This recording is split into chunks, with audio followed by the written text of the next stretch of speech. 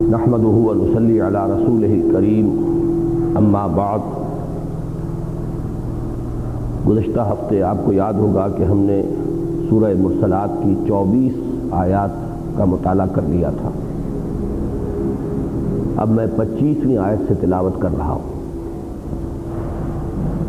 اعوذ باللہ من الشیطان الرجیم، بسم اللہ الرحمن الرحیم۔ أَلَمْ نَجْعَلِ الْأَرْضَ كِفَاتًا أَحْيَاءً وَأَمْوَاتًا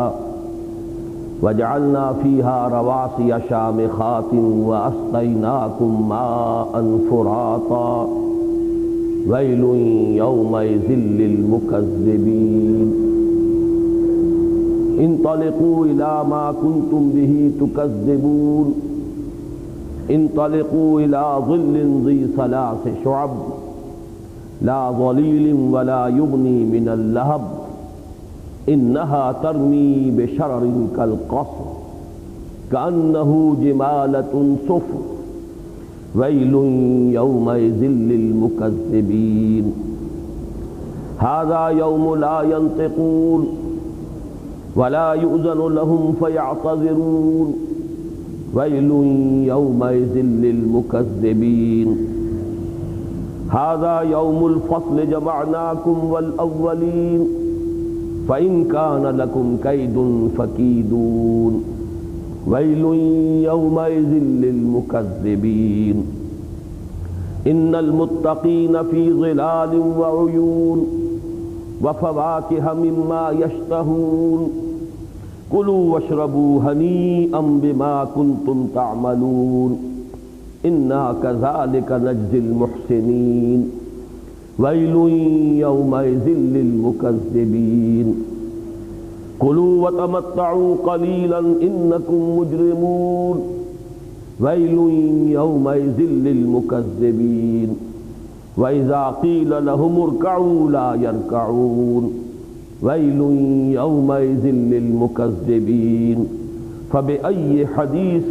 بعده يؤمنون صدق الله العظيم رب اشرح لي صدري ويسر لي أمري واحلل عقدة من لساني يفقهوا قولي اللهم ربنا ألهمنا رشدنا وأعذنا من شرور أنفسنا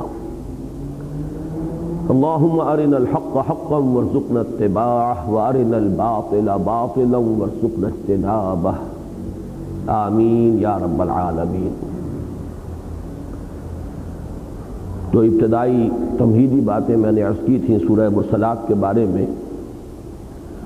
ان میں سے اس بات کو پھر ذہن میں تازہ کر لیجئے کہ یہ جو جوڑا ہے سورہ مرسلات اور سورہ نبا کا، اس میں سورہ مرسلات پر انذار کا رنگ غالب ہے۔ اللہ تعالیٰ کی جلالی شان بہت نمایاں ہو رہی ہے، اللہ کا غیظ و غضب جو ہے وہ ظاہر ہو رہا ہے۔ اس اعتبار سے ایک بہت مشہور حدیث ہے کہ حضور صلی اللہ علیہ وسلم نے سورہ ہود کے ساتھ چند اور سورتوں کو جمع کر کے فرمایا تھا شیبتنی ہود و اخواتها۔ واقعہ یوں بیان ہوتا ہے کہ مکی دور کے تقریباً آخری زمانے میں اچانک ایسا ہوا کہ حضور صلی اللہ علیہ وسلم پر بڑھاپے کے آثار ظاہر ہوئے، بالوں میں سفیدی نمایاں ہونے لگی۔ تو حضرت ابو بکر رضی اللہ تعالیٰ عنہ نے یہ عرض کیا کہ کیا معاملہ ہے، آپ پر بڑھاپے کے آثار شروع ہو گئے؟ تو آپ نے فرمایا شیبتنی ہود و اخواتها، مجھے بوڑھا کر دیا ہے سورہ ہود اور اس کی بہنوں، یعنی اس کی ہم مضمون صورتوں نے، یعنی وہ صورتیں کہ جن میں ایسی کیفیت سامنے آتی ہے کہ جیسے اللہ تعالیٰ کی طرف سے اب آخری تنبیہات آ رہی ہیں، اور یہ قوم اگر ایمان نہیں لائے گی تو اب اس پر وہی عذاب آ جائے گا جو اس سے پہلے قوم نوح پر، قوم ہود پر، قوم صالح پر اور بقیہ رسولوں کو جن قوموں کی طرف بھیجا گیا اور انہوں نے ان کی دعوت کو رد کر دیا، تو ان پر جو عذاب استیصال آیا گویا کہ اب اس کے بند کھلنے کو ہے۔ چنانچہ بعض روایات ملتی ہیں، حاکم نے حضرت عبداللہ ابن عباس سے نقل کیا ہے اور ابن مردویہ نے حضرت سعید سے کہ حضور صلی اللہ علیہ وسلم نے سورہ ہود کے ساتھ سورہ واقعہ اور سورہ مرسلات کا بھی خاص طور پر ذکر کیا۔ تو سورہ مرسلات بھی قرآن مجید کی ان صورتوں میں سے ہے کہ جن میں یہ انذار کا رنگ بہت نمایاں ہے۔ محسوس ہوتا ہے کہ شاید یہ آخری تنبیہ ہے جو کی جا رہی ہے، اور اس کے بعد اب اللہ کی تعالیٰ کی طرف سے عذاب بہت نمایاں ہے اور غالب ہے۔ اس کا سب سے ظاہر و باہر پہلو تو یہ بھی ہے کہ 10 مرتبہ اس میں یہ جو ترجیحی آیت آئی ہے ویل یومئذ للمکذبین، ہلاکت ہے، تباہی ہے، بربادی ہے اس دن جھٹلانے والوں کے لیے۔ ایک دوسری بات بھی میں نے عرض کی تھی کہ یہ جو صورتیں ہیں ان میں لغت کی خاصی مشکلات ہیں، عربی زبان کی لغت کے اعتبار سے یہ مشکل ترین صورتیں ہیں، تو ہمارے لیے زیادہ تفاصیل میں جانا لغت کے بارے میں نہ ضروری ہے نہ مفید ہے۔ اس میں جو بھی محققین ہیں لغت کے اور عربی زبان کے، انہوں نے جو تحقیق کی ہے ان کی آراء ہیں جن سے ہم استفادہ کرتے ہیں۔ فرمایا الم نجعل الارض کفاتا، کیا ہم نے نہیں بنایا زمین کو سمیٹ لینے والی؟ کاف فے اور تا، کاف فا اور تا کا مادہ آتا ہے جمع کر لینا، اپنے اندر سمیٹ لینا، اپنے اندر سمو لینا۔ اب اس میں مختلف آراء ہیں کہ یہ کفات کا لفظ جو بنا ہے یا تو کافت کی جمع ہے جیسے صائم کی جمع صیام، یا یہ مصدر ہے یا یہ صفت ہے، یہ مختلف آراء ہیں اہل لغت کی، لیکن مفہوم کیا ہے کہ ہم نے زمین کو ایک ایسی شے بنایا جو اپنے اندر سمو لیتی ہے، سمیٹ لیتی ہے، جمع کر لیتی ہے۔ کس شے کو؟ احیاء و امواتا، زندوں کو بھی مردوں کو بھی۔ یعنی اللہ تعالیٰ کی خلاقی کی شان یہ ہے کہ یہی زمین ہے جس میں زندگی کے تمام اسباب بھی جمع ہیں، اسی میں سے فصلیں جو ہیں لہلہاتی ہوئی نکلتی ہیں، انہی فصلوں پر حیوانات جو ہیں وہ ان کی غذا بنتی ہے، اسی سے پھر انسان کے لیے تغذیہ جو ہے براہ راست نباتاتی ہو چاہے سورس اور چاہے حیواناتی ہو، تو سب کا منبع اور سرچشمہ یہی زمین ہے۔ یہ ایک ایسے ماں کے مانند ہے کہ جو اپنی گود میں اپنے بچوں کو لے کر بیٹھی ہوئی۔ آپ کو معلوم ہے کہ بھارت میں تو اس کو کہا بھی جاتا ہے دھرتی ماتا، اس اعتبار سے کہ ربوبیت، پرورش اور جو بھی ضرورت کا سامان ہے سارا اللہ نے اس میں فراہم کیا ہے۔ پھر یہی نہیں، یہی زمین ہے کہ جو مردوں کو بھی اپنے اندر سمو لیتی ہے،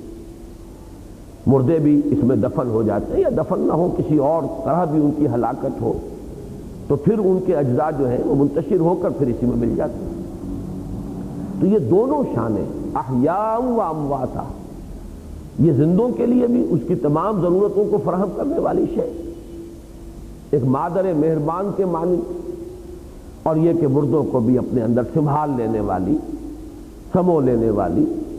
یہ دونوں کیفیتیں اس میں جمع ہیں جو بظاہر متضاد ہیں۔ اس میں خود بخود ذہن منتقل ہوتا ہے کہ دیکھیے یہ جو نباتاتی سلسلہ ہے، آپ کو معلوم ہے کہ بیج جو ہیں بڑے چھوٹے چھوٹے بھی ہوتے ہیں، بڑے بڑے بیج تو نظر آتے ہیں، درختوں کے بیج اسی زمین کے اندر ہوتے ہیں موجود، یا گھاس کے بیج نظر کچھ نہیں آتا کہ کچھ ہے یہاں، بارش برستی ہے اندر سے وہ گھاس ہے، سبزہ ہے، فصلیں ہیں اگائی۔ اسی طریقے سے گویا کہ اے انسانوں، تمہارے مرنے کے بعد بھی چاہے تمہارے تمام اجزاء جو ہے پورا جسم منتشر ہو جائے، لیکن کوئی شے تمہاری ہے جو اس زمین کے اندر محفوظ رہے گی، اور پھر اسی میں سے اسی طرح جیسے کہ سبزہ جو ہے دوبارہ ظاہر ہو جاتا ہے، اسی طرح تمہیں بھی اللہ تعالیٰ اسی زمین سے نکال کھڑا کرے گا۔ یہ بات جو سورہ طٰہٰ میں آئی ہے منہا خلقناکم وفیہا نعیدکم ومنہا نخرجکم تارۃ اخری، وہاں یہ انداز جو ہے بہت نمایاں ہے، اسی زمین سے ہم نے تمہیں بنایا، پیدا کیا۔ بلکہ یہاں تو یہ بھی آتا ہے واللہ انبتکم من الارض نباتا، سورہ نوح میں تو الفاظ بھی آئے ہیں اللہ نے تمہیں زمین سے اگایا ہے جیسے اگایا جاتا ہے، صرف فرق یہ ہے کہ وہ پودے کو تو آپ دیکھتے ہیں براہ راست زمین سے نکلا، وہیں اس کی جڑ گڑی ہوئی ہے، اسی میں اس کا تنا ہے، وہیں سے وہ جو ہے جمع ہوا ہے اور بڑھ رہا ہے۔ لیکن یہ کہ حیوانات کا معاملہ یہ ہے کہ ذرا ان کی تخلیق کا سلسلہ کئی مراحل میں سے ہو کر گزرا ہے، اس لیے تمہیں زمین کے ساتھ اس کا تعلق جو ہے نمایاں طور پر نظر نہیں آتا۔ ورنہ واقعہ یہ ہے کہ تم خود زمین سے اسی طرح اگے ہو جیسے کہ کوئی شے اگتی ہے. واللہ انبتکم من الارض نباتا. اور سورہ طٰہٰ میں وہی بات جو میں نے ابھی آپ کو یاد دلائی، منہا خلقناکم وفیہا نعیدکم. اب جب جس ہستی کے لیے یہ دونوں کام مشکل نہیں تھے تو تیسرا کام کیسے مشکل ہو جائے گا؟ ومنہا نخرجکم اخراجا، اسی میں سے ہم تمہیں نکال لیں گے جیسے نکالا جاتا ہے. الم نجعل الارض کفاتا. اب اس میں اصل میں ایک تو ہوتا ہے ایک جیسے ہمارے ہاں کوئی شخص مقالہ لکھ رہا ہو، مضمون لکھ رہا ہو، ایک بات اس سے یہ ثابت ہوا، اس کا یہ نتیجہ نکلا،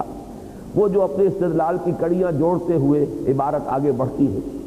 قرآن کا وہ انداز نہیں ہے. قرآن کا انداز یہ اشارہ کر دیا، اب آگے آپ کا ذہن جو ہے وہ خود کام کرے گا کہ اس کے کیا کیا مفاہیم نکل رہے ہیں، یہ کیسے باعث بعد الموت پر دلیل بن گئی، کیسے اس سے ذہن خود بخود منتقل ہوا، چاہے منطقی طور پر اس کو نہ اس طرح بیان کیا گیا ہو، نہ وضاحت کے ساتھ اس کی صراحت موجود ہو، لیکن یہ کہ خود بخود ذہن منتقل ہوگا. الم نجعل الارض کفاتا احیاء وامواتا وجعلنا فیہا رواسی شامخات واسقیناکم ماء فراتا. اور اس میں ہم نے بڑے بھاری بھرکم، بڑے اونچے لنگر ڈال دیے ہیں. راسیہ یہ جہازوں کے جو لنگر ہوتے ہیں ان کو جمانے کے لیے سمندر میں، تو بڑے بھاری بھاری وہ جو بوجھ ہوتے ہیں زمین اس گرا دیے جاتے ہیں پانی میں تاکہ جہاز وہاں ٹکا رہے. اسی کی جمع رواسی ہے. اور پہاڑوں کے بارے میں یہ قرآن مجید میں بہت مقامات پر آیا ہے، اگرچہ اس کی کیا حقیقت ہے. اور زمین کی حرکت پر کہیں یہ بھی آیا ان تمید بکم، جیسے کہ تم جہازوں میں لنگر لگاتے ہو تاکہ وہ جہاز جنبش نہ کھائیں، اپنی جگہ کھڑے رہیں، وہ چل نہ پڑے. اسی طریقے سے ہم نے اس زمین کے اندر یہ لنگر بھاری بھاری ڈال دیے کہیں تمہیں لے کر جھک نہ جائے. تو معلوم ہوتا ہے کہ اس زمین کی گردش میں کوئی اس کا اسٹیبلائزنگ ایفیکٹ ہے. اب اس کی ابھی حقیقت جو ہے منکشف ہوئی ہے یا نہیں ہوئی ہے، کس درجے تک ہوئی ہے، یہ میں نہیں کہہ سکتا، اس لیے کہ یہ خود سائنس کا اپنی جگہ پر ایک شعبہ ہے اور اسی سے متعلق یہ بات ہوگی. بہرحال قرآن مجید اس کو بار بار ان پہاڑوں کو لنگروں سے تعبیر کرتا ہے. وجعلنا فیہا رواسی شامخات، یہ شین میم خے کا مادہ بھی آتا ہے، بڑی عظیم، بہت بلند و بالا. واسقیناکم ماء فراتا، اور پلایا ہم نے تمہیں پانی جو بڑا ہی تسکین بخش ہے، فرحت بخش، میٹھا پانی. ماء فراتا.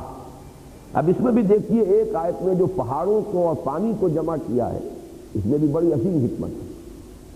میں نے بارہا اس بات کی طرف اشارہ کیا ہے کہ اگر ذرا آپ چشم تصور سے دیکھیں تو یہ اونچے اونچے پہاڑ جو ہیں ان پر جو کروڑ ہا کروڑ ارب ہا ارب ٹن برف جمی رہتی ہے، یہ کیا ہے؟ یہ در حقیقت ہمارے لیے اوور ہیڈ ٹینکس ہے. آپ ان اپنے کوئی 200 فٹ کا بنا لیں گے کوئی ٹینک، اس کے اوپر پانی چڑھانے کے لیے کتنی کچھ مشقت آپ کو جھیلنی پڑے گی، آپ کو موٹر لگانی پڑے گی تاکہ پھر وہ پانی آپ کو ایک تسلسل کے ساتھ ملتا رہے ضرورت کے مطابق. اللہ تعالیٰ کا یہ نظام ہے. ان پہاڑوں کو گویا کہ یہ اوور ہیڈ ٹینکس بنا دیا گیا ہے، وہ پانی ہی ہے جمی ہوئی شکل میں جو وہاں پر جمع ہے اور وہ پگھلتا رہتا ہے بڑے حساب کے ساتھ. اور وہ پانی ہے کہ جو پھر دریاؤں کے اندر آ رہا ہے، اور وہی پانی ہے پھر جو زمین کے اندر بھی جذب ہو رہا ہے. زیر زمین سوتے بھی چل رہے ہیں، زمین کے اوپر بھی دریا جو ہے رواں ہیں، ندیاں رواں ہیں. تو پہاڑوں سے در حقیقت اس پانی کا جو سرکولیشن ہے پانی کی اس ہماری اس زمین میں، اس کا ایک بڑا گہرا تعلق ہے. وجعلنا فیہا رواسی شامخات واسقیناکم ماء فراتا ویل یومئذ للمکذبین. یہ ساری نعمتیں، آخر یہ سارا اہتمام، یہ سب کچھ ہم نے اس لیے تو نہیں کیا کہ کوئی حساب کتاب نہ ہو، کوئی کسی شے کا نتیجہ نکلنے والا نہ ہو. تمہارے لیے یہ سارا ساز و سامان فراہم کیا، یہ ساری نعمتوں کی ہم نے جو ہے دسترخوان بچھا دیا، تمہاری ہر ہر ضرورت کو پورا کرنے کا اہتمام فرمایا. تو کوئی جواب دہی، کوئی ذمہ داری، کوئی حساب کتاب، کوئی جزا و سزا کی طرف ذہن منتقل ہوتا ہے کہ نہیں ہوتا؟ یہ ہے در حقیقت کے جو اس کے درمیان ایک منطقی ربط ہے. انطلقوا الی ما کنتم بہ تکذبون. اب یہ تو جو اللہ تعالیٰ کی نعمتیں ہیں اور آیات آفاقی اور انفسی ان کا ذکر ہو چکا، تاریخی حوالہ بھی آ چکا پچھلے درس میں. الم نہلک الاولین ثم نتبعہم الآخرین کذالک نفعل بالمجرمین ویل یومئذ للمکذبین۔ تو عام طور پر دلائل جو ہے قرآن مجید میں یا آفاق و انفس سے ہیں اور یا پھر تاریخی دلائل ہیں۔ پچھلی قوموں کا جو حشر ہوا اس کو یاد کرو، اس کو ذہن میں تازہ کرو، اس کے بعد اب جو ہے سامنے لا کر وہ جو عین قیامت کا نقشہ ہے، میدان حشر میں جب حاضری ہوگی اس کا نقشہ کھینچ دیا گیا۔ انطلقوا الی ما کنتم بہ تکذبون، اب چلو ادھر اس شے کی طرف جس کو تم جھٹلاتے رہے۔ تم نے شاید یہی سمجھا تھا کہ یہ جہنم جو ہے ڈھکوسلا ہے، صرف ایک بھاؤں سے جو جمائی جا رہی، اس کی کوئی حقیقت نہیں ہے، تم تکذیب کرتے رہے۔ تم نے بعث بعد الموت کو بھی سمجھا کہ بہت محال شے ہے، انہونی شے ہے، ہیہات لما توعدون، نا انہونی بات ہے، انہونی بات ہے، کیسے ممکن ہے، کیسے دوبارہ ہمیں کھڑا کر دیا جائے گا؟ جب ہم مٹی ہو کر مٹی میں مل جائیں گے، ہماری ہڈیاں بھی گل سڑ جائیں گی۔ تو بعث بعد الموت کا انکار، جزا و سزا کا انکار، جنت اور دوزخ کا انکار، اب خاص طور پر جو مکذبین کا انجام جو ہے وہ تو دوزخ ہے۔ اب چلو ادھر روانہ ہو جاؤ۔ انطلقوا الی ما کنتم بہ تکذبون انطلقوا الی ظل ذی ثلاث شعب، چلو اس سائے کی طرف جس کی 3 شاخیں ہیں، 3 پھانکیں ہیں۔ یہاں جو ظل سے مراد ہے وہ کوئی جہنم سے نکلنے والا دھواں ہے، اس دھوئیں کا یہ سایہ ہے۔ یہ مختلف مواقع سے اور روایات سے بھی معلوم ہوتا ہے کہ وہ جو میدان حشر ہے اس میں تمازت بہت شدید ہوگی سورج کی۔ ہمارے ہاں جو عام کولوکیل لینگویج میں کہا جاتا ہے سوا نیزے پر سورج ہوگا، بہت شدید تمازت ہوگی، بہت حرارت اور بہت ہی سختی۔ اب اس میں ظاہر بات ہے کہ ہر شخص کے اندر طلب ہوگی کوئی سایہ ملے۔ اہل ایمان کے لیے تو عرش الہی کا سایہ ہے، اللہ کی رحمتوں کا سایہ ہے، لیکن یہ کہ ان کو لیے جو طلب ہوگی تو انہیں جہنم کا وہ دھواں جو ہے نکل رہا ہوگا، وہ محسوس ہوگا جیسے سایہ ہے، یہ اس کی طرف لپکیں گے۔ تو ذرا لپکو، اس سائے کا ذکر جو ہے سورہ واقعہ میں آ چکا ہے۔ ظل من یحموم لا بارد ولا کریم، یحموم کہتے ہیں دھواں، اور دھواں بھی بڑا جس کے اندر تپش بھی ہے، سوزش بھی ہے، جلن والا دھواں۔ تو اس کا ایک سائے کا سا انہیں نظر آئے گا۔ اور آپ کو معلوم ہے جیسے دنیا میں بھی پیاسا جو ہے وہ شراب کو پانی سمجھ کر بھاگتا ہے یہاں تک کہ دم نکل جائے، گھسٹتا ہوا بھی پیٹ کے بل وہ جائے گا شراب کی طرف، اسے وہ پانی نظر آ رہا ہے اگرچہ وہ پانی نہیں ہے۔ اسی طریقے سے انہیں وہ دھواں نظر آئے گا اور اس میں محسوس ہوگا شاید سایہ ہے، اس سائے کی طرف لپکیں گے۔ انطلقوا الی ظل ذی ثلاث شعب، البتہ جہاں تک یہ 3 اس کی شاخیں یا 3 پھانکیں، معلوم ہوتا ہے کہ وہ دھواں جو ہے وہ 3 حصوں میں تقسیم ہو رہا ہوگا، نظر آئے گا۔ اس کی تعویل کیا ہے؟ اس میں جو بہترین قول ہے وہ تو حضرت حسن بصری کا ہے رحمہ اللہ۔ آپ کو معلوم ہے کہ تابعین میں بہت اونچا مقام ہے، اور ہمارے ہاں تصوف کے مختلف جو سلاسل ہیں ان میں سے 3 سلسلے وہ ہیں کہ جو حضرت حسن بصری سے چلتے ہیں۔ ان کا قول بڑا پیارا ہے جو مجھے ملا اور اس پر بڑا دل ٹھکا۔ انہوں نے صاف کہا ہے، اور میں سمجھتا ہوں کہ تفسیر قرآن میں یہ طرز عمل جو ہے بالعموم اختیار کیا جانا چاہیے کہ انسان اپنے اوپر لازم نہ سمجھے کہ کوئی نہ کوئی تعویل ضرور کر لیں۔ جہاں کوئی بات جو ہے واضح طور پر سمجھ میں نہیں آ رہی، اللہ کے حوالے کرے، کبھی اس کی حقیقت کھل جائے گی۔ جیسے میں نے عرض کیا کہ آسمانوں کے بارے میں ابھی ہمیں نہیں معلوم، اسی طریقے سے کس حد تک یہ بات جو ہے ثابت ہو چکی یا واضح ہو چکی کہ یہ پہاڑ جو ہے زمین کی حرکت میں کوئی اسٹیبلائزنگ ایفیکٹ ان کا ہے، یہ بھی ہم شاید کچھ معلوم ہو سکتا ہے کہ معلوم ہو چکا ہو، لیکن میرے علم میں نہیں ہے۔ اسی طریقے سے بے شمار چیزیں جیسے کہ سورہ آل عمران کے شروع میں کہا گیا ہے کہ آیات جو ہے محکمات بھی ہیں، متشابہات بھی ہیں۔ محکمات کی بنیاد پر قرآن پر ایمان ہے، اور قرآن کو پکڑ لینا ہے، تھام لینا ہے، تمسک بالقرآن، اور متشابہات کو اللہ کے حوالے کرنا ہے۔ وقت آئے گا بہت سی چیزیں ایسی ہیں جو آج واضح ہو گئی ہیں، آج سے 1000 سال پہلے وہ واضح نہیں ہو سکتی، اور بہت سی چیزیں ایسی ہو سکتی ہیں کہ عنقریب بعد میں وہ واضح ہو جائے، جیسے کہ سورہ حامیم السجدہ میں فرمایا بھی گیا ہے کہ سنریہم آیاتنا فی الآفاق وفی انفسہم حتی یتبین لہم انہ الحق۔ ہم انہیں عنقریب، اور چونکہ وہ سین آ گیا ہے فعل مضارع کے ساتھ تو لازماً مستقبل میں ترجمہ کرنا ہوگا اس کا، ہم انہیں عنقریب دکھائیں گے اپنی نشانیاں، آفاق میں بھی انفس میں بھی، یہاں تک کہ یہ بات بالکل واضح ہو جائے گی ان پر کہ قرآن حق ہے. یعنی آج اگر کوئی چیزیں سمجھ میں نہیں بھی آ رہی تو انہیں اللہ کے حوالے کرو، آگے بڑھو. اور خام خواہ جو ہے ہر چیز کی تعویل کرنے کی کوشش جو ہے اس میں آدمی کہیں جو ہے خود بھی ٹھوکر کھاتا ہے اور بہت سے لوگوں کو بھی غلط فہمی میں مبتلا کرنے کا ذریعہ بن سکتا ہے. دو بڑے پیارے الفاظ ہیں، امام راضی نے نقل کیے ہیں. ما ادری ما ھذا الظل ولا سمعت فیہ شیئا. نہ مجھے خود معلوم ہے کہ اس سائے سے کیا مراد ہے، کیا اس کی حقیقت ہے، نہ میں نے کسی سے اس کے بارے میں کوئی بات سنی. یعنی نہیں سنی کا مطلب ہے حضور سے کوئی شے مرفوعاً منتقل ہوتی ہوئی نہیں آئی،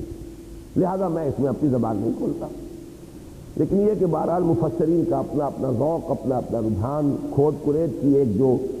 فطری انسان کے اندر ہے، ایک طلب ہے، تو لوگوں نے مختلف تعویلات کی ہیں. مثلا ایک تعویل یہ کی گئی ہے کہ 3 بڑے بڑے سبب ہوں گے جہنم میں لوگوں کے داخل ہونے کے، اور ان تینوں کے لیے یہ گویا کہ طبقات ہوں گے. یہ سایہ جو ہوگا جہنم کے دھوئیں کا تپش والا سایہ، وہ ان 3 مختلف گروہوں کے اوپر آ کر ٹھہر جائے گا. ایک ہے اللہ سے غافل ہونا، اللہ سے غفلت. ایک ہے مخلوق سے غفلت، حقوق العباد میں کوتاہی کرنا، حقوق اللہ میں کوتاہی، حقوق العباد میں کوتاہی. تیسرے قیامت سے غافل ہونا، جزا و سزا کی فکر نہ ہونا. ایک اور تعویل یہ ہے کہ ایک ہے پیغمبروں کا کھلم کھلا انکار یعنی کفر.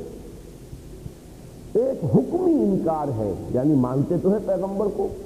لیکن یہ کہ اس کی سنت، اس کے احکام پر عمل نہیں کر رہے، بلکہ بدعات اور نہ معلوم اپنی بن گھڑت رسومات کتنی ہیں ان میں مبتلا ہو گئے، یہ بھی انکار ہے. یا یہ ہے کہ انسان نفس کی پیروی کرتا ہے، خواہشات کا اتباع کرتا ہے. اب یہ 3 جو طبقے ہیں مختلف، یہ علیحدہ علیحدہ ہو جائیں گے. اور جہنم کا وہ سایہ جو ہے جس کی کچھ صفات آگے بیان ہوگی، وہ سایہ نہیں ہے بلکہ وہ سایہ نظر آئے گا دور سے، جیسے کہ پیاسے کو شراب جو ہے وہ پانی نظر آتا ہے. ایک یہ بات کہی گئی ہے کہ 3 ہی طبقے ہیں، کھلم کھلا کافر، درمیان میں منافق، اور تیسرے جو ہے جو مومن تو ہے لیکن گناہ گار ہے، اعمال کے اعتبار سے گناہوں کا پلڑا بھاری ہے، وہ بھی جہنم میں جائے گا.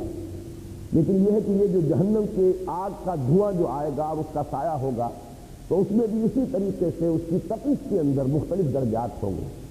اس کا ایک حصہ وہ ہوگا کہ جو اسات مومنین جو ہے، یعنی اہل ایمان میں سے جن کے گناہوں کا پلڑا بھاری ہے، ان کے اوپر آ جائے گا. وہ بھی جہنم ہی کا سایہ ہوگا لیکن اس کی تپش ہلکی ہوگی. ایک دوسرا اس کا شعبہ یا اس کی شاخ ہوگی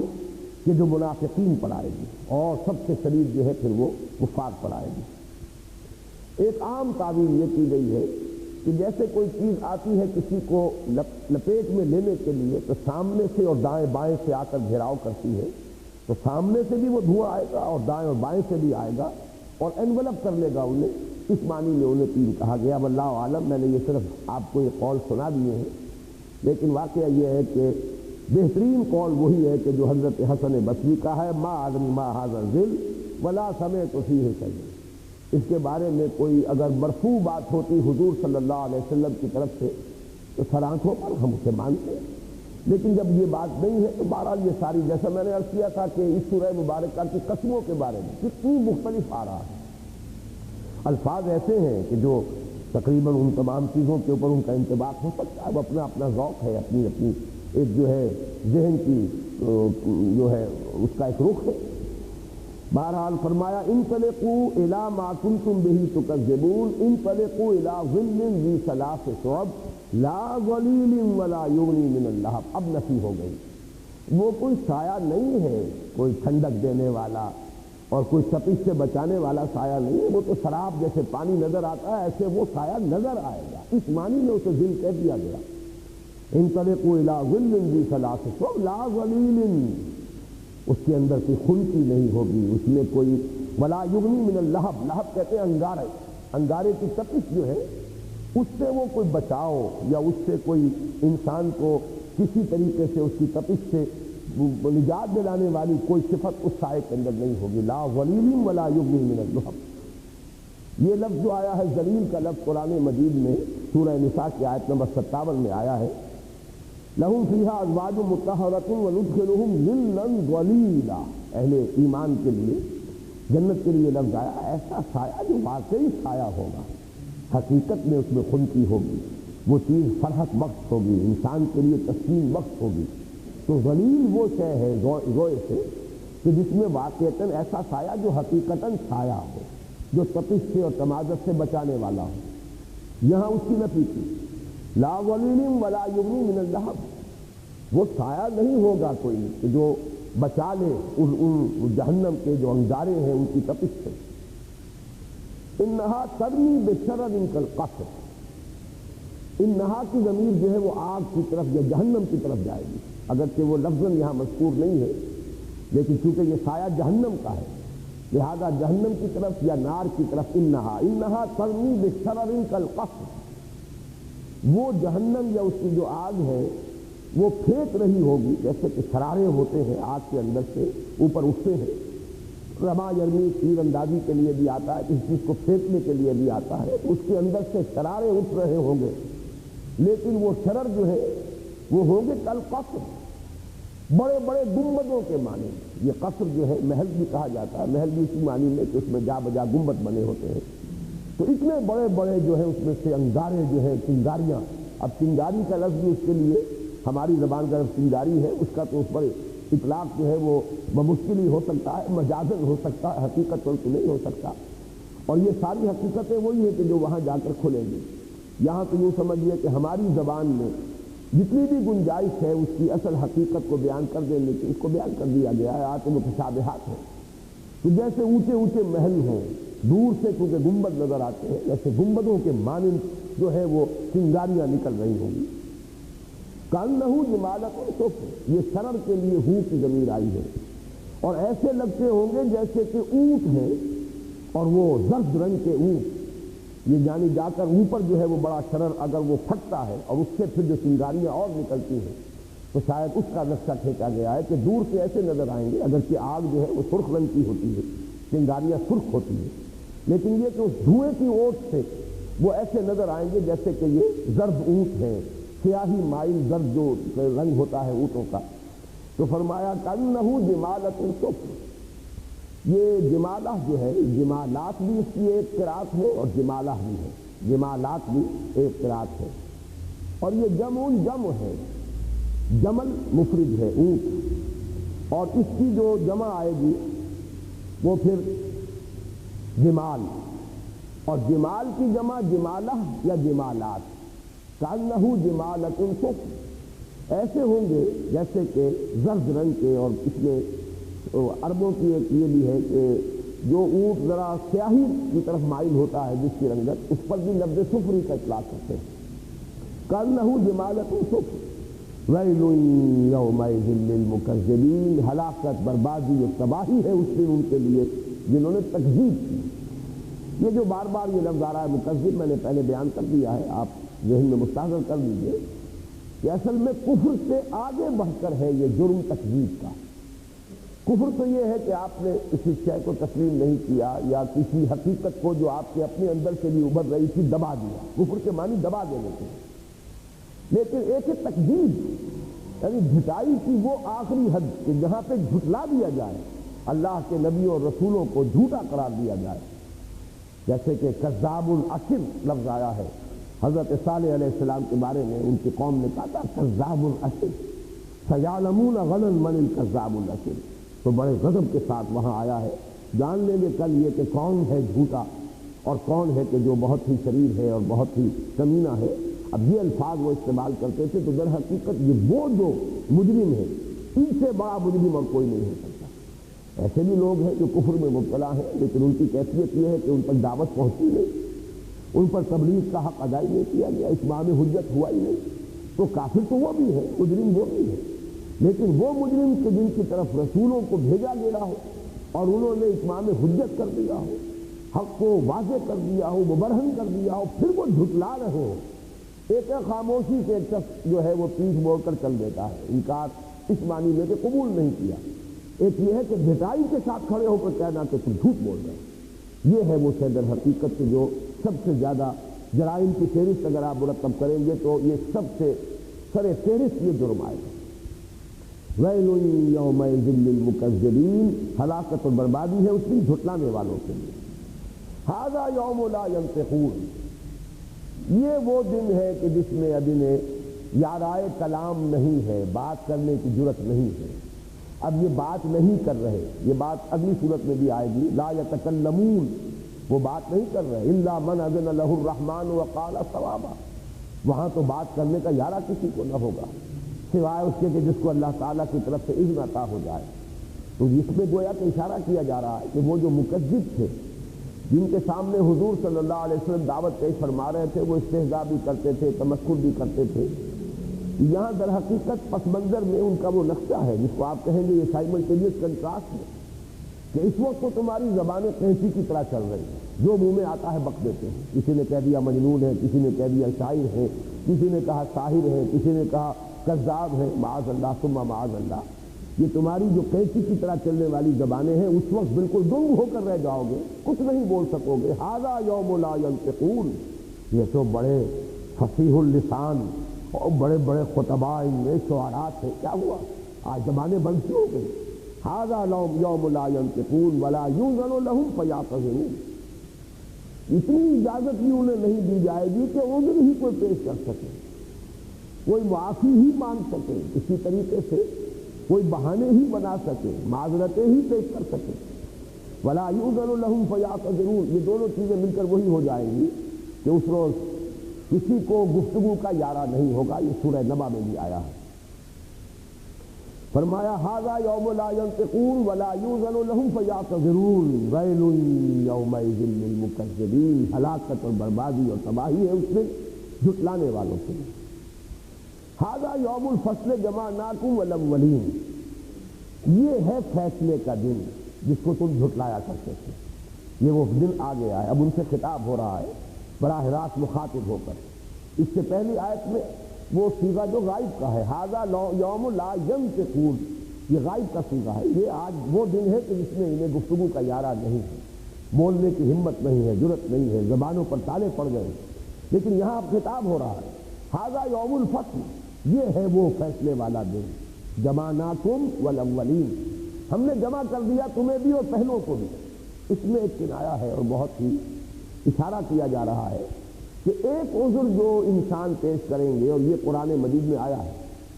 لوگ کہیں گے کہ پروردگار ہم تو فلاں کی اولاد میں سے تھے، تو نے ہمیں ان میں پیدا کر دیا، وہ شرک کرتے چلے آ رہے تھے، ہم بھی ان کے پیچھے چلتے رہے۔ اصل مجرم وہ ہے،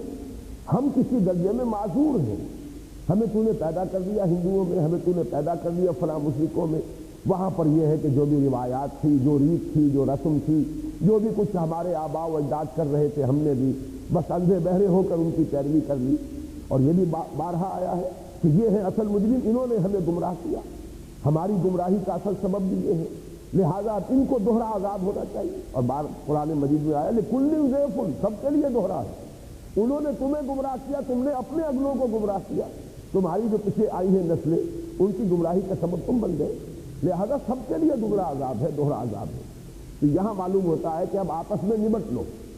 یہ بھی اصل میں جسے تفضیح کہتے ہیں، رسوائی،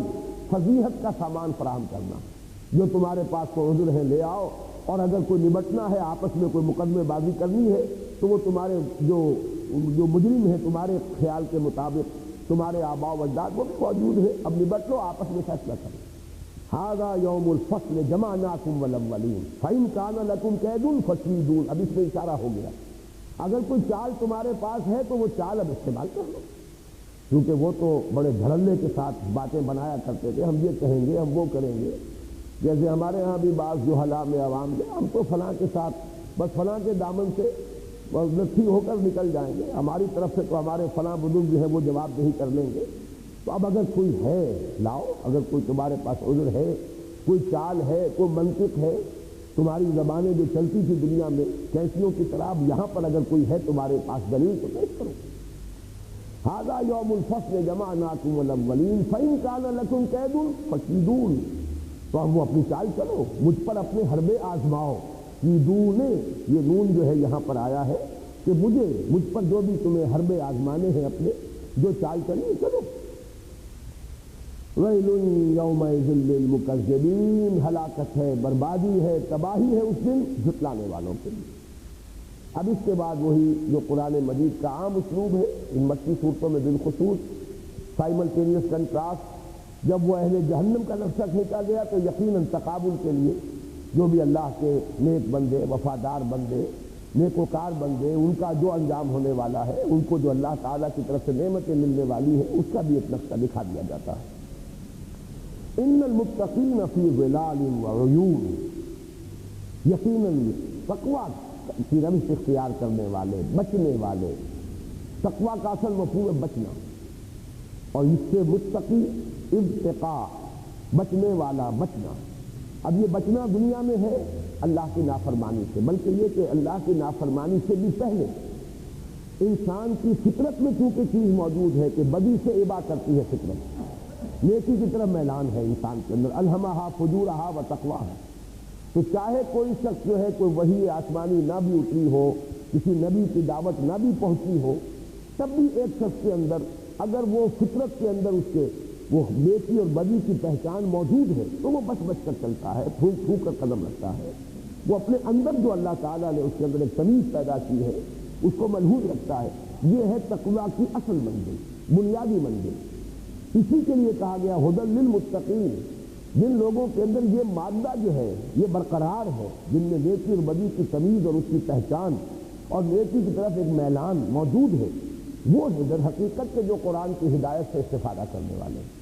جن کے اندر وہ حس مر چکی ہے، خیر و شر کی تمیز ختم ہو چکی ہے، وہ جنہوں نے اپنے اندر کے اس ڈیوائن اسپارک کو دفن کر دیا ہے، دساہا، زمین میں جیسے دفن کر دیا جاتا ہے کسی لاش کو، ایسے ہی انہوں نے اپنی وہ روح اور اس کے تقاضے جو ہیں اپنے اس حیوانی وجود کے اندر دفن کر دیے، تو ان کے لیے برابر ہے، سواء علیہم انذرتہم ام لم تنذرہم لا یؤمنون، ان کے حق میں بالکل برابر ہے نبی، خواہ آپ انذار فرمائیں خواہ نہ فرمائیں، وہ ایمان لانے والے نہیں۔ تو تقویٰ در حقیقت وہاں سے شروع ہوتا ہے کہ انسان کے اپنے اندر جو ایک تمیز ہے، نیکی اور بدی کی پہچان ہے، انسان اس کو بروئے کار لائے، نیکی کی طرف وہ پیش قدمی کر رہا ہو، بدی سے بچنے کی کوشش کر رہا ہو۔ آگے چل کر جب اللہ تعالیٰ کی ہدایت بھی آ گئی، اللہ تعالیٰ کی شریعت بھی آ گئی، اللہ تعالیٰ کی طرف سے اوامر اور نواہی جو ہے تفصیلاً بیان ہو گئے، اب متقی کے معنی ہوں گے گناہوں سے بچنے والا، بچ بچ کر چلنے والا، معصیت سے بچنے والا، محتاط ہو کر پھونک پھونک کر قدم رکھنے والا، وہ متقی ہے۔ اور اس کا نتیجہ کیا نکلے گا؟ جہنم سے بچ جائے گا۔ تو گویا کہ لفظ تقویٰ جو ہے یہ تمام جو میں نے تین مدارج بیان کیے ان تینوں کو کور کر رہا ہے۔ متقین وہ بھی ہوں گے جو بچ جائیں گے اللہ کے عذاب سے، جہنم سے، آخرت کی سزا سے۔ تو فرمایا ان المتقین فی ظلال وعیون، وہ ہوں گے سایوں میں اور چشموں میں، رواں دواں چشمے ہوں گے۔ یہاں آپ دیکھیں گے کہ بہت مختصر بیان آیا ہے اہل جنت کا، اور وہ نعمتیں جو ہیں جو بہت تفصیل کے ساتھ بعض صورتوں میں بیان ہوئی ہیں، یہاں بہت ہی اجمال کا، اس لیے کہ رنگ یہاں پر غالب انذار کا ہے، تبشیر کا رنگ، بلکہ اگر آپ دیکھیں گے تو اگلی صورت میں اس سے کہیں زیادہ وضاحت جو ہے وہ آپ کو ملے گی۔ ان للمتقین مفازا حدائق واعنابا وکواعب اترابا وکاسا دہاقا، وہاں پر زیادہ تفاصیل آپ کو ملیں گی، یہاں بہت اختصار کے ساتھ۔ یہ قرآن مجید کی صورتوں کا ایک مجموعی اسلوب ہوتا ہے، کسی پر انذار کا رنگ غالب ہے، جلالی انداز زیادہ نمایاں ہے، کسی میں تبشیر کا پہلو جو ہے وہ زیادہ نمایاں ہے، اور اللہ تعالیٰ کی جمالی صفات جو ہے وہ وہاں زیادہ جھلکتی ہے۔ تو یہاں آپ دیکھیں گے کہ تقابل میں بہت ہی مختصر تذکرہ ہے، ان المتقین فی ظلال وعیون وفواکہ مما یشتہون، اور وہ پھل جو انہیں پسند ہوں گے، جن کی طرف اشتہا ہوگی، جس کی طرف کہ ان کی طبیعت کا میلان اور رغبت ہوگی، وہ تمام پھل جو ہیں۔ اب یہ فی جو ہے اس میں خاص کیفیت پیدا کر رہا ہے، وہ ان میں ہوں گے، یعنی ہر چہار طرف ان کی یہ من پسند چیزیں جو ہیں، سائے بھی ہوں گے تو واقعی سائے ہوں گے، ان میں خنکی ہوگی، ان میں ایک فرحت ہوگی، روح و ریحان و جنت نعیم۔ اسی طریقے سے وہ چشمے ہوں گے جاری، اب چشموں کی بھی کئی کئی قسمیں ہیں آپ کو معلوم ہے، اور جیسے کہ سورہ رحمان میں تو دو چشمے، دونوں جو جنتوں کا تذکرہ آتا ہے ان میں چشمے ہیں، عینان تجریان اور عینان نضاختان، یہ تمام جو ہے مختلف جن کے نام بھی مختلف ہیں، جیسے کہ سورہ دہر میں ہم دیکھ چکے ہیں۔ بہرحال یہاں پر اختصار کے ساتھ ان المتقین فی ظلال وعیون، یقیناً متقی لوگ، خدا ترس لوگ، نیکوکار لوگ، جنہوں نے محتاط زندگی گزاری، جو معصیت سے بدی سے بچ کر اس دنیا میں رہے،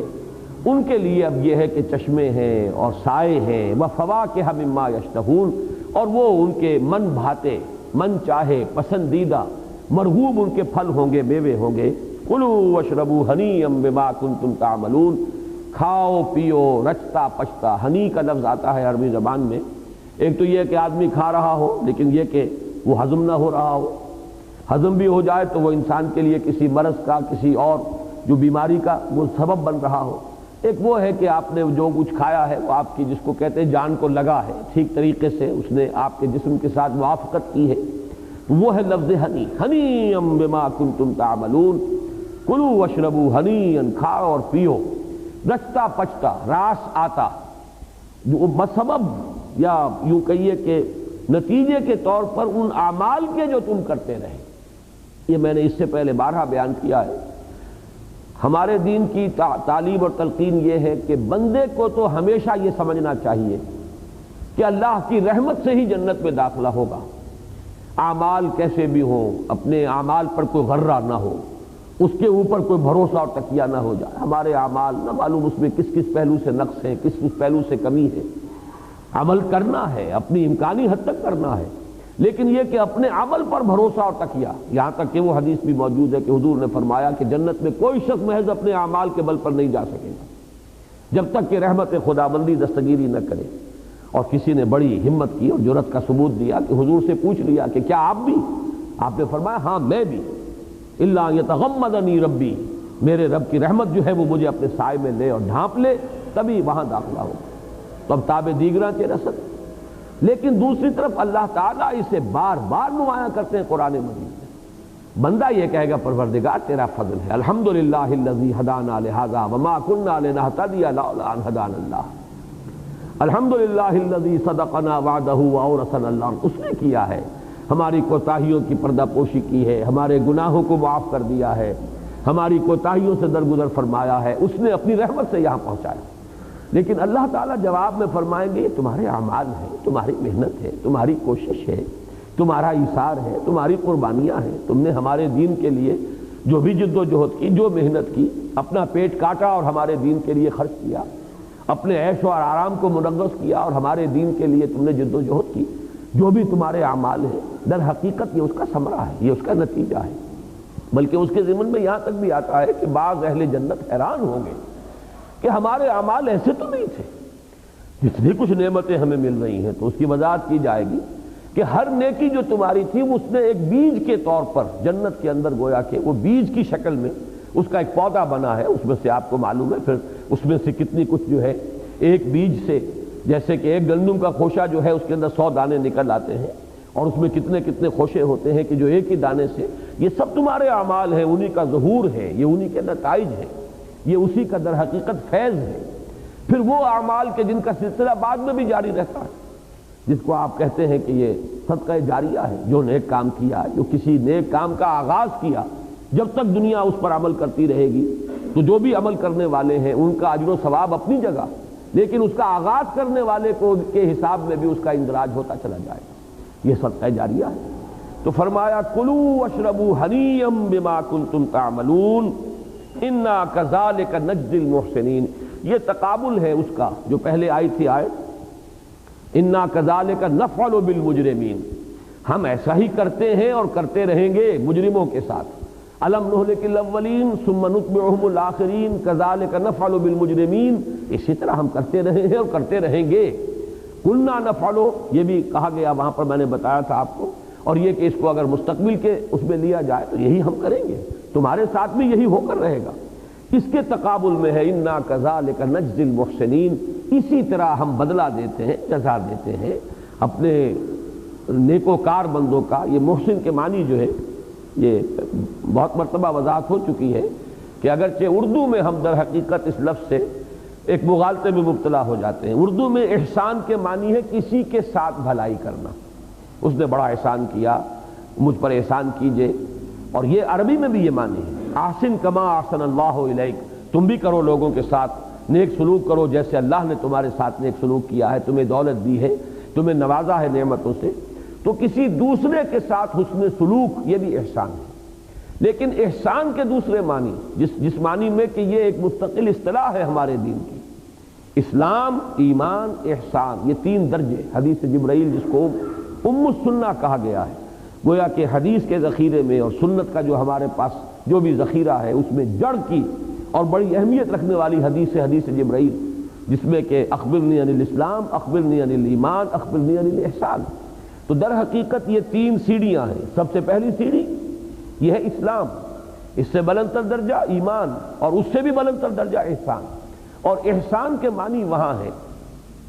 نہایت عمدگی اور خوبصورتی کے ساتھ دین پر عمل پیرا ہونا۔ ایک شخص ہے، کوئی بڑھئی ہے، کارپینٹر ہے، وہ جیسے تیسے اس نے لکڑیوں کو جوڑ دیا، میز بنا دی۔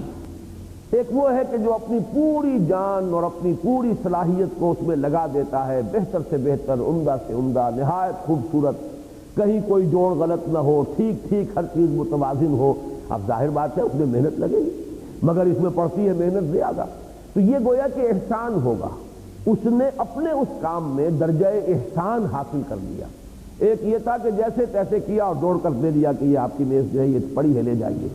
ایک یہ ہے کہ اپنی ساری مہارت اور اپنی پوری کوشش جو ہے اس نے صرف کر دی، کھپا دی اپنی امکانی حد تک کہ اچھے سے اچھا کام انسان، یہ احسان ہے۔ اسی لیے ایک حدیث میں بھی آتا ہے کہ جب تم ذبح کرو فاحسنوا الذبح، جب تم جانور کو ذبح کرو تو خوبصورتی کے ساتھ کرو، یعنی یہ کہ آپ کی جو چھری ہے وہ تیز ہو تاکہ جانور کو کم سے کم جو ہے وہ تکلیف پہنچے۔ یہ نہیں کہ آپ لگے ہوئے ہیں اس کے ساتھ اور اس کو بھی اذیت پہنچا رہے ہیں اور اس کو ایک شوق بھی پہنچ رہا ہے۔ تو اس میں احسان کے معنی جو کام بھی آدمی کر رہا ہو نہایت خوبصورتی سے، نہایت توجہ سے، پورے انہماک سے، اپنی امکانی حد تک بہتر سے بہتر نتائج پیدا کرنے کے لیے۔ تو دین میں بھی یہ تین درجے ہیں۔ اسلام ہے، موٹے موٹے احکام ہیں، ان کے اوپر انسان نے عمل کر لیا، موٹی موٹی چیزیں جو کبائر ہیں ان سے بچ گیا، جو فرائض ہیں ان کو اس نے ادا کر دیا۔ ایک وہ ایمان کا درجہ ہے جب ایک انسان کو یقین حاصل ہو جاتا ہے۔ اب جب یقین حاصل ہو جائے گا تو اب نماز کی کیفیت بھی کچھ اور ہوگی، اب اس کے جو مختلف اور معمولات ہیں ان میں اور رنگ نکھرے گا۔ صبغۃ اللہ ومن احسن من اللہ صبغہ، اب اللہ کا وہ رنگ جو ہے وہ اس کی زندگی میں نمایاں ہوگا۔ اسی یقین کا ایک آخری درجہ وہ ہے جس کو کہ کہا گیا کہ احسان کیا ہے، اخبرنی عن الاحسان۔ اور حضرت جبرائیل نے جواب دیا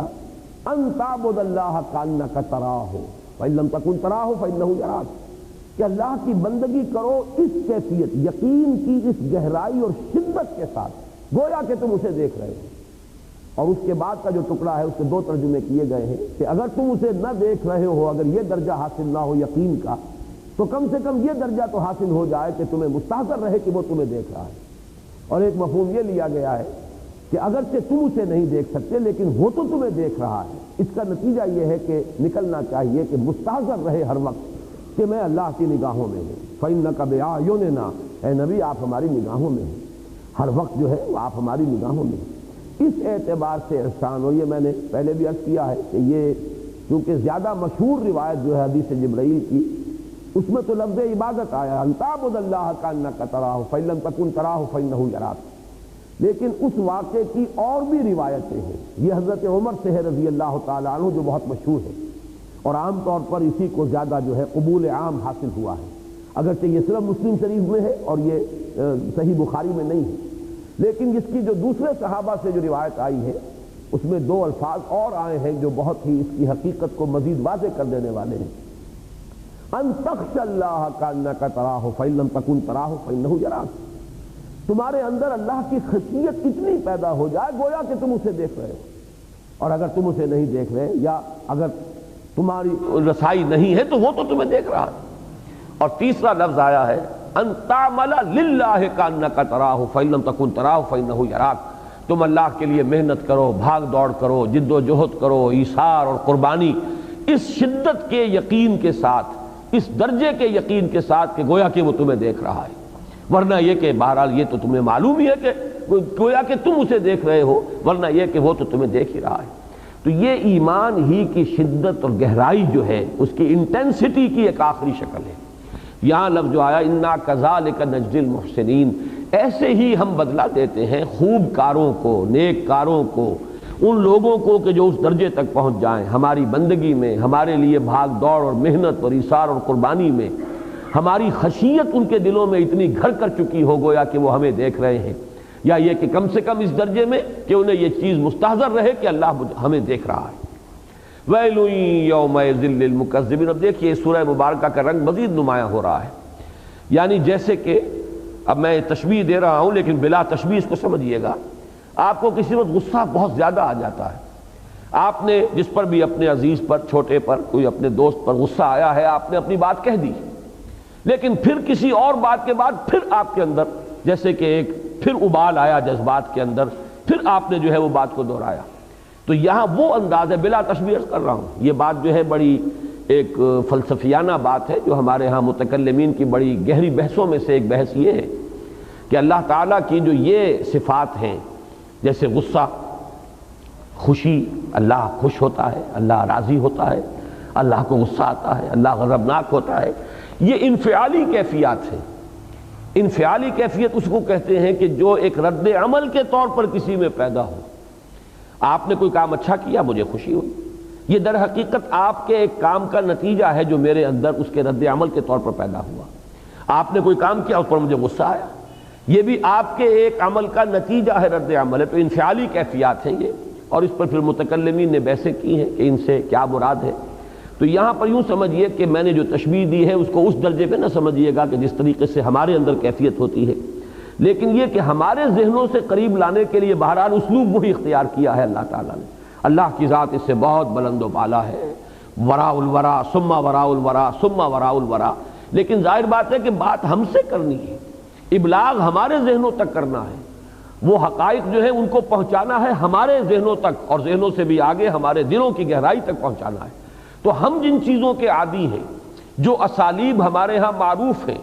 کسی پر بہت زیادہ اگر اظہار ہے ناراضگی کا تو اس کی کیا کیفیت ہمارے اندر ہوتی ہے، تو وہی در حقیقت قرآن مجید میں ہم تک ابلاغ کا حق ادا کرنے کے لیے وہ انداز اختیار کیے گئے۔ تو اس لیے میں نے وہ تشبیہ دی ہے کہ جیسے غصہ آیا، آپ نے بات کہہ دی، پھر بات کسی اور طرف پلٹ گئی، لیکن پھر وہ ایک جوش جو ہے اندر سے ایک ابال اٹھتا ہے اور پھر آپ اپنے اس غصے کا اظہار کرتے ہیں۔ یہاں وہ کیفیت ہے کہ اگرچہ وہ بات ختم ہو چکی تھی،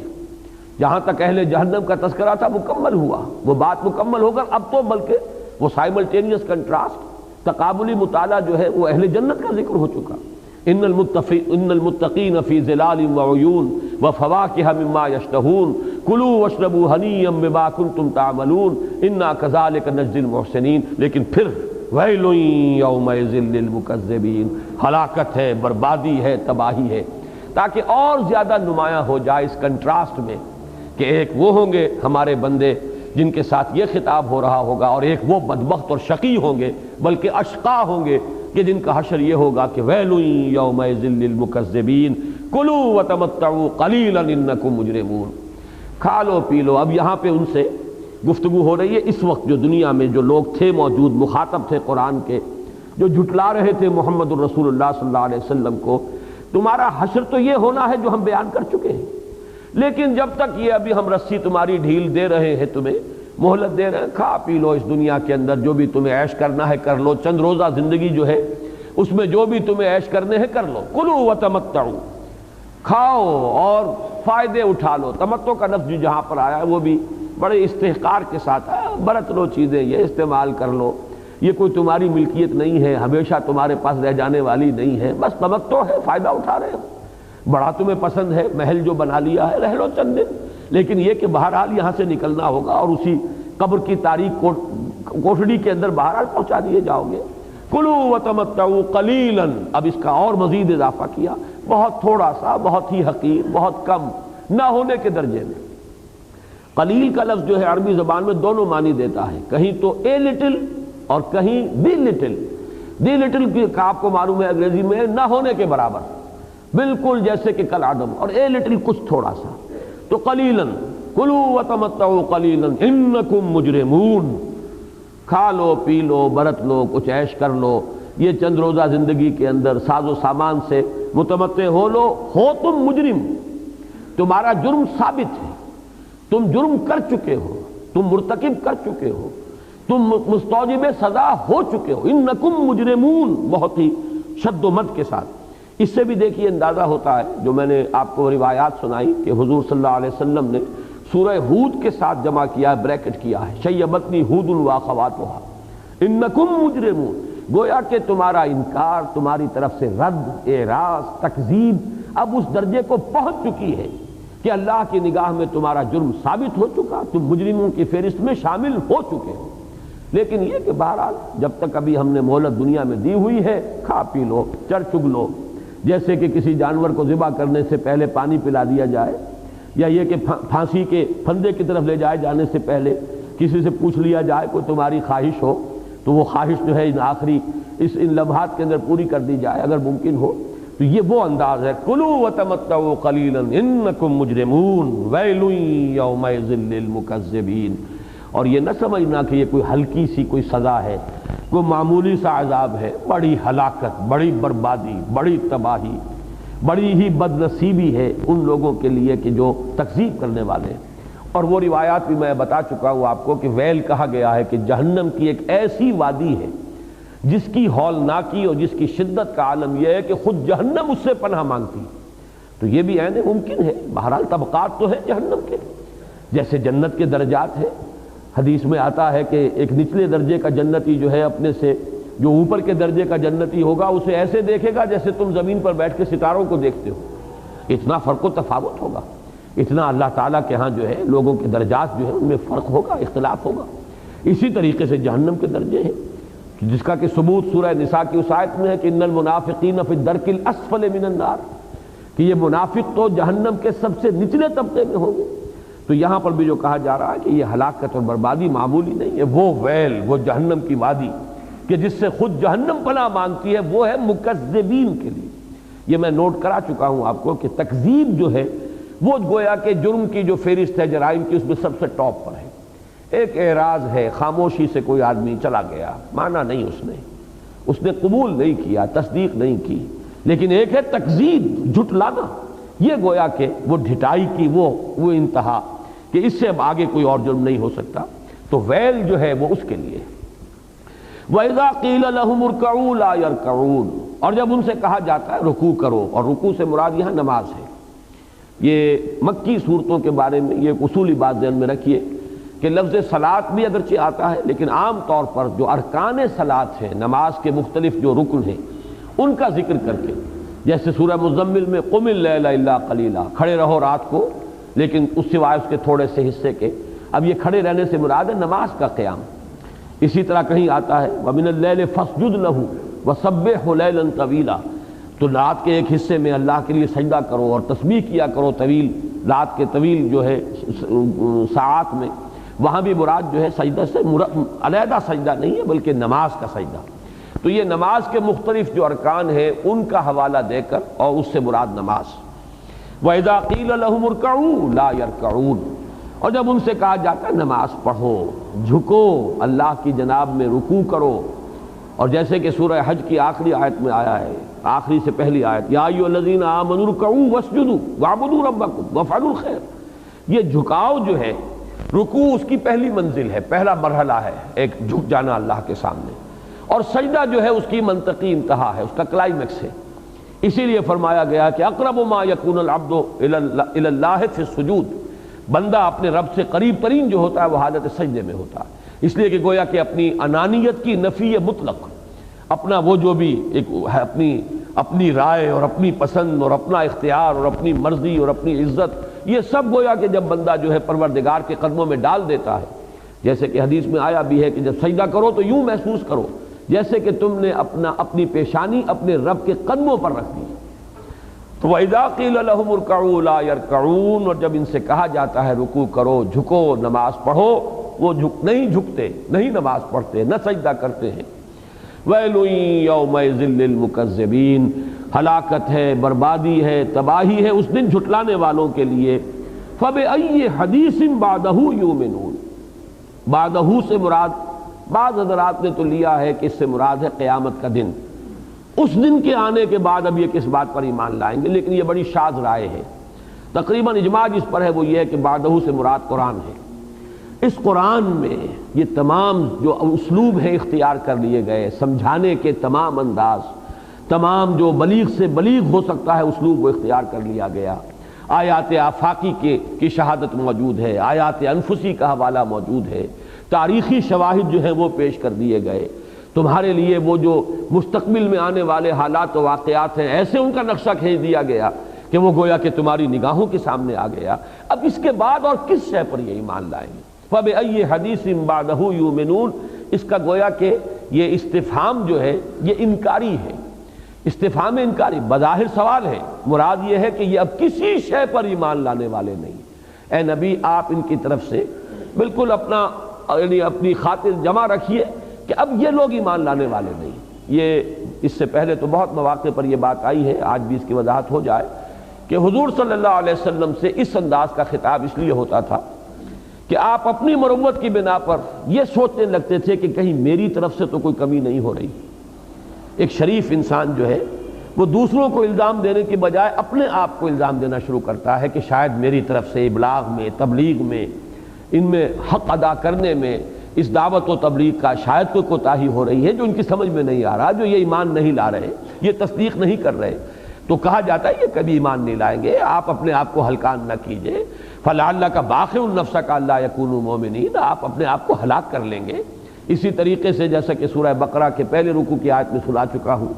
کہ آپ کی طرف سے اب ابلاغ و تبلیغ کتنا بھی ہو جائے، سَوَاءٌ عَلَيْهِمْ أَنذَرْتَهُمْ أَمْ لَمْ تُنذِرْهُمْ لَا يُؤْمِنُونَ ختم اللہ علی قلوبہم وعلی سمعہم وعلی ابصارہم غشاوہ، بالکل برابر ہے نبی آپ کے طرف سے، اب آپ مزید ان کو انذار کریں نہ کریں، تبلیغ کریں نہ کریں، یہ ایمان لانے والے نہیں ہیں، یہ مجرم قرار پا چکے ہیں۔ دیکھیے یہ لفظ آیا ذہن میں تو اس سے وہ بات اور جڑ گئی ہے، اس کا ربط قائم ہو گیا۔ اللہ کی نگاہ میں یہ مجرم قرار پا چکے ہیں اور وہ سزا دنیا میں جو ملتی ہے وہ مل چکی ہے، یعنی ان کے دلوں پر مہر کر دی گئی ہے۔ ختم اللہ علی قلوبہم وعلی سمعہم وعلی ابصارہم غشاوہ، جیسے کہتے ہیں آپ کا کیس تو اب کلوز ہو چکا، آپ کا معاملہ تو اب طے ہو چکا، فیصلہ ہو چکا، چاہے ابھی وہ فیصلہ ابھی ڈکلیئر نہیں کیا گیا، ابھی اس کی اناؤنسمنٹ نہیں ہوئی ہے، لیکن کلوا وتمتعوا قلیلا انکم مجرمون، تمہارا مجرم ہونا ہر شک و شبے سے بالا تر ہو چکا، تم مستوجب سزا ہو چکے۔ اور اے نبی اب یہ اور کس بات پر ایمان لائیں گے، آپ زیادہ متردد نہ ہوں، زیادہ غمگین نہ ہوں۔ فَبِأَيِّ حَدِيثٍ بَعْدَهُ يُؤْمِنُونَ، اب اس کے بعد اور کون سی شے ہوگی، کون سی بات ہوگی، کون سی نصیحت ہوگی، کون سی دلیل ہوگی، کون سی برہان ہوگی کہ جس سے ان کی آنکھیں کھل جائیں، جس پر یہ ایمان لائیں گے۔ اگرچہ کوئی منقول تو نہیں ہے حضور صلی اللہ علیہ وسلم سے، جیسے کہ مختلف جو سوالیہ انداز میں جب صورتیں ختم ہوتی ہیں تو اس کے جواب میں اکثر و بیشتر صورتوں میں تو آتا ہے، بس میں اپنی ایک ذوقی بات عرض کر رہا ہوں، یہ کوئی کہیں سے مجھے اس کا ثبوت نہیں ملا ہے، ہمیشہ میرے دل سے جب بھی میں اس مقام پر آتا ہوں تو ایک صدا خود بخود ابھرتی ہے، اللہم انی آمنت بکتابک الذی انزلت علی عبدک محمد صلی اللہ علیہ وسلم، پروردگار میں ایمان لایا تیری اس کتاب پر جو تو نے اپنے بندے محمد صلی اللہ علیہ وسلم کی نازل کی، کہ ہم تو اس پر ایمان رکھتے ہیں، ہم نے اس کی تصدیق کی ہے، ہم اس کو تسلیم کرتے ہیں، تاکہ اس زمرے سے ہمارا جو علیحدہ ہونا ہے وہ ایک شعوری طور پر ہم اپنے آپ کو علیحدہ کر لیں۔ فَبِأَيِّ حَدِيثٍ بَعْدَهُ يُؤْمِنُونَ، ہم تو اس پر ایمان رکھتے ہیں۔ بارک اللہ لی و لکم فی القرآن العظیم ونفعنی وإیاکم بالآیات والذکر الحکیم۔